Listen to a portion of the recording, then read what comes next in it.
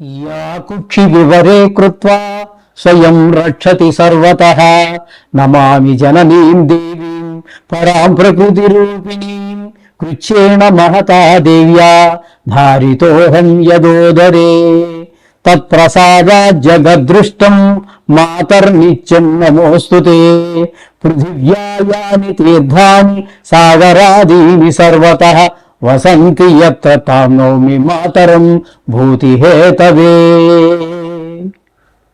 మాతృదేవో భవ పితృదేవో భవ. ఇప్పుడు మనము ఫిబ్రవరి నెల 2026 సంవత్సరంలో 1వ తారీఖు నుంచి 15వ తారీఖు వరకు, యాక్చువల్లీ నిజానికి ఫిబ్రవరి నెల 28 రోజులే, పక్ష ఫలితాలు అన్నప్పుడు 14 రోజులు చెప్పుకోవాలి.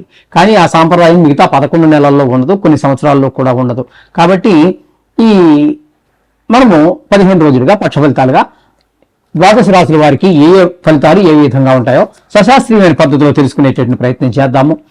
మిథున రాశి వారికి ఫిబ్రవరి నెల 2026 సంవత్సరంలో ప్రథమ పక్షం అంటే 1వ తారీఖు నుంచి 15వ తారీఖు వరకు ఫలితాలు ఏ విధంగా ఉండబోతున్నాయి అనేది తెలుసుకునే ప్రయత్నం చేద్దాము. ఇక్కడ జన్మంలోనే గురుని యొక్క సంచారం జరుగుతూ ఉన్నది.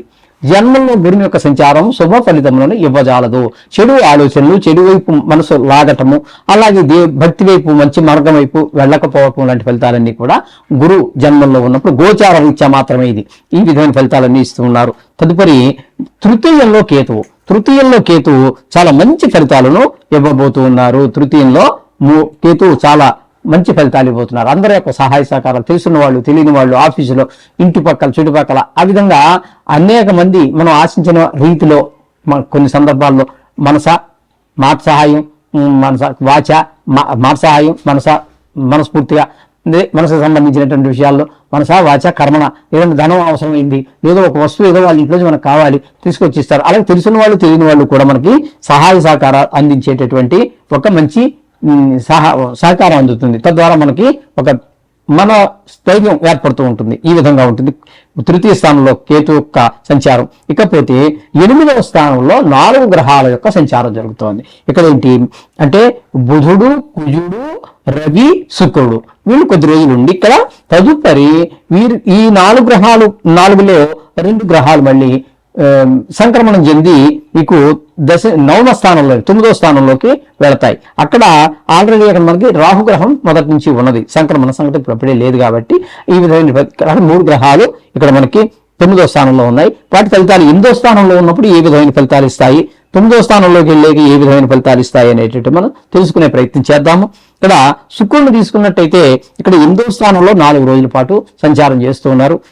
8వ స్థానంలో మంచి ఫలితాలు ఇచ్చేటటువంటి గ్రహాలు 2 ఒకటి శుక్రుడు, 2 బుధుడు. కాబట్టి ఈ శుక్రుడు ఇక్కడ మనకి 8వ స్థానంలో ఉన్న కారణంగా కొంతమందికి అంటే కొంచెం అపాయాల్లో ఉన్నటువంటి వారికి, ఆపదలో ఉన్నటువంటి వారికి, అనారోగ్యంలో ఉన్నటువంటి వారికి చాలా మంచి ఈ శుభ పరిణామాలన్నీ వస్తాయి. వారు త్వరగా అనారోగ్యం నుంచి కోలుకుంటారు, మంచి శుభవార్తలు వింటారు. ఈ విధమైన ఫలితాలన్నీ శుక్రుడు ఇక్కడ 4 రోజుల పాటు ఇస్తే తదుపరి భాగ్యస్థానంలోకి వచ్చిన తర్వాత శుక్రుడు అక్కడ 11 రోజుల పాటు ఉన్నారు.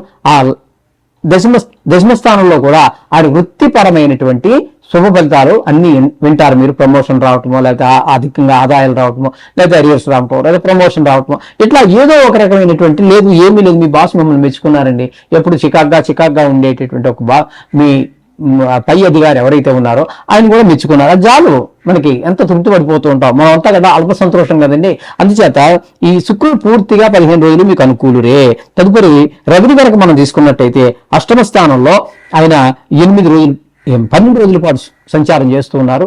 ఆ 12 రోజులు 8వ స్థానంలో ఉన్నప్పుడు ఇప్పుడు మనం శుక్రుడు గురించి చెప్పుకున్నాం చూడండి, దానికి పూర్తి భిన్నమైనటువంటి ఫలితాలన్నీ వస్తుంటాయి. కొంతమందికి ఆరోగ్యం బాగలేకపోవటం, చాలా సీరియస్ కండిషన్లో ఉన్నారు అని చెప్పేసి వార్తలు రావటం, మనకు పెద్ద దుఃఖం కలగటం, అలాగే ధన నష్టం, పరాభవాలు, అవమానాలు ఇవన్నీ కూడా ఏర్పడుతూ ఉంటాయి. రవి 12 రోజులు. తదుపరి ఆయన 9వ స్థానంలోకి వెళ్ళి 3 రోజుల పాటు సంచారం చేస్తూ ఉన్నారు. ఆ 9వ స్థానంలో కూడా రవి మనకు అనుకూలమైన ఫలితాలు అయితే ఇవ్వజాలరండి. దానాలు, ధర్మాలు, గుళ్ళు, గోపురాలు ఇవి దర్శించాలన్నా వెళ్ళలేము. అలాగే తండ్రి గారి ఆరోగ్య విషయంలో కూడా మరింత శ్రద్ధ తీసుకోవాల్సినటువంటి సమయం ఈ విధంగా ఉంటుంది రవి యొక్క. అంటే పూర్తిగా రవి ప్రతికూలుడే, శుక్రుడు పూర్తి అనుకూలుడే. ఇక కుజుని తీసుకున్నట్టయితే ఆయన కూడా 8వ స్థానంలో, ఇది కూడా పెద్ద మన బంధువుల మిత్రుల్లో వాళ్ళంతా పెద్ద ఆపదలో ఉన్నట్టుగా చెడు వార్తలు వినటం, పరాభవాలు, అవమానాలు ఇవన్నీ కూడా 8వ స్థాన ప్రభావాన్ని ఇస్తారన్నమాట అండి. అలాగే బుధుని తీసుకుంటే 3 రోజులు పట్టుంటారు. ఇక్కడ 8వ స్థానంలో ఇందాక మొదట మనం చెప్పుకున్నాం, 8వ స్థానంలో మనకి యోగించేటటువంటి ఏకైక 2 గ్రహాలు. ఒకటి ఏంటంటే శుక్రుడు, 2 బుధుడు. ఇక్కడ 3 రోజులు ఇక్కడ 8వ స్థానంలో ఉన్నారు కాబట్టి ఇక్కడ ఈ 2 గ్రహాలు ఆ పెద్దవాళ్ళకి ఏదో ఆరోగ్యం బాగలేక సీరియస్ గా ఉంది, ఏంటో తెలియని పరిస్థితి అనేటువంటి వాళ్ళు కూడా రికవర్ అయ్యడానికి, వాళ్ళ గురించి మంచి మాటలు వినడానికి, వాళ్ళు పూర్తిగా కోరుకున్నారు అనేటువంటి శుభవార్త వినడానికి మనకి అవకాశం కల్పిస్తాడు ఈ బుధుడు. ఇక్కడ తదుపరి ఆయన సంక్రమణం చెంది 9వ స్థానంలో ప్రవేశిస్తూ ఉన్నారు. 9వ స్థానంలో ఆయన పెద్దగా మనకు అనుకూలమైన ఫలితాలు ఇవ్వరండి. అక్కడ కూడా మనకి ఏదో గుళ్ళు గోపురాలు తిరగడానికి కానీ, మళ్ళీ అయితే దేవుడు దర్శనం చేసుకోవడానికి కానీ, దేవుడికి మన బాధలు మొరబెట్టుకోవడానికి కానీ అవకాశం కల్పించడండి ఈ బుధ భగవానుడు. ఈ విధంగా ఉంటుందండి ఇక్కడ వీళ్ళందరికీ కూడా ఈ వీరి యొక్క 4 గ్రహాల యొక్క పరిస్థితి. తర్వాత ఇక్కడ భాగ్యస్థానంలో రాహు పూర్తిగా ఇక్కడ ఈ సంక్రమణాలకు సంబంధం లేకుండా ఆయన ఆల్రెడీ ఇక్కడ మనకి 9వ స్థానంలో ఉన్నారు కాబట్టి ఆయన కూడా మనకి తండ్రి గారి ఆరోగ్య విషయంలో ప్రత్యేక శ్రద్ధ తీసుకోవాల్సినటువంటి సమయము. అలాగే గుళ్ళు గోపురాలకి వెళ్ళటము అవన్నీ కుదరనటువంటిది. దైవం మీద మనకి కొంచెం శ్రద్ధ తగ్గటము, లేకపోతే అవకాశం లేకపోవటము, ఇట్లాంటివన్నీ కల్పిస్తూ ఉంటాడు 9వ స్థానంలో ఉన్నటువంటి రాహువు. రాహువు ఎప్పుడైతే అనుకూలమైన పరిస్థితుల్లో లేరో అప్పుడు తేళ్లు, జెర్లు, బొల్లులు, బొద్దింకలు ఇట్లాంటివి చిన్న విషక్రీటకాల వలన చిన్న ఇబ్బందులు ఏర్పడే పరిస్థితి కూడా ఏర్పడుతూ ఉంటుంది. ఇకపోతే 10వ స్థానంలో శని భగవాన్ యొక్క సంచారం జరుగుతోంది మీనంలో. ఈ శని భగవానుడు 10వ స్థానంలో ఉండటం వల్ల వృత్తిపరమైన, వ్యాపారపరమైన, ప్రతి వారు ఏదో వ్యాపారం చేస్తారు కదండి, వృత్తి ఇట్టు ఏదో చేస్తారు, సంపాదించుకుంటారు. పూర్తిగా మంచం మీద పడి కదలలేనటువంటి వాళ్ళు, పుట్టకతోటి అంగవైకల్యం కానివ్వండి, లేదా వృద్ధాప్యం వల్ల కానివ్వండి, అటువంటి వారికి మాత్రం వదిలిపెట్టేస్తే 10వ స్థానంలో చేసి ఎవరు ఏ పని చేస్తే ఆ పనిలో ఆటంకాలని కల్పిస్తాడు. శ్రమకు తగినటువంటి ఫలితం ఉండదండి. మీరు ఎంతైనా కష్టపడండి, గర్భం నుంచి గట్టెక్కుదామని మీ వంతుగా మీరు ఎంతైనా కష్టపడినా కూడా అక్కడ ఆయన బారిని కొంత పడక తప్పదు. ఈ విధమైన ఫలితాలన్నీ కూడా అక్కడ మీకు శని భగవానుడు ఇస్తున్నాడు. మొత్తంగా మనం చెప్పుకోవాలి అన్నట్టయితే ఇక్కడ కేతు మీకు పూర్తి అనుకూలుడు, అలాగే శుక్రుడు పూర్తి అనుకూలుడు, అలాగే బుధుడిని కనుక తీసుకున్నట్టయితే మనకి 3 రోజులు మాత్రమే అనుకూలంగా ఉన్నారు.